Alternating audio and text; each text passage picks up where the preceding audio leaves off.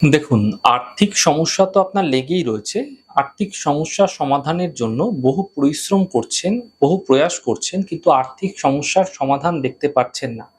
আর্থিক কষ্ট ধীরে, ধীরে যত দিন যাচ্ছে তত চরমে চলে যাচ্ছে, তত খারাপ হয়ে যাচ্ছে। এরকম ক্ষেত্রে আপনাদের কি করণীয়? দেখুন, একটি প্রক্রিয়া করে আপনি সারা বছর জুড়ে আর্থিক সমৃদ্ধি লাভ করতে পারবেন।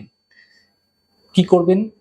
দেখুন, কোজাগরী লক্ষ্মী পুজোর দিনকে যখন পূর্ণিমা চলছে, এই পূর্ণিমা চলাকালীন আপনারা একটি ধানের কুনকে দশকর্মার দোকানে আপনারা কিনতে পাবেন। এটা ধানের কুনকে কিনে আনবেন। এর মধ্যে ১ মুঠো ধান দিয়ে দেবেন। সামান্য আতপ চাল দিয়ে দেবেন, ৫টি গোটা হলুদ, ৫টি লক্ষ্মী কড়ি, ৫টি গোমতী চক্র, ৫টি পদ্মবীজ এবং একটি রূপোর কয়েন অবশ্যই দেবেন। দেওয়া হয়ে গেলে কুনকের মুখটি বন্ধ করে আপনারা সামান্য কেশর গুলে ৫টি ফোঁটা সেই কুনকের গায়ে দিয়ে দেবেন। এরপর এই ধানের কুনকে মা লক্ষ্মীর সামনে রেখে, যেরকম আপনারা মা লক্ষ্মীর আরাধনা করছেন, পুজো করছেন, উপাসনা করছেন, সেরকমটি করুন।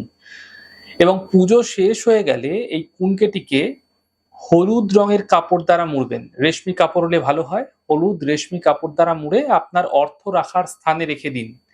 দেখবেন সারা বছর আপনারা অর্থনৈতিক যে অভাব বোধ করছিলেন তা দূর হতে দেখতে পাবেন এবং আর্থিক ক্ষেত্রে আপনার জীবনে শ্রীবৃদ্ধি অবশ্যই আসবে।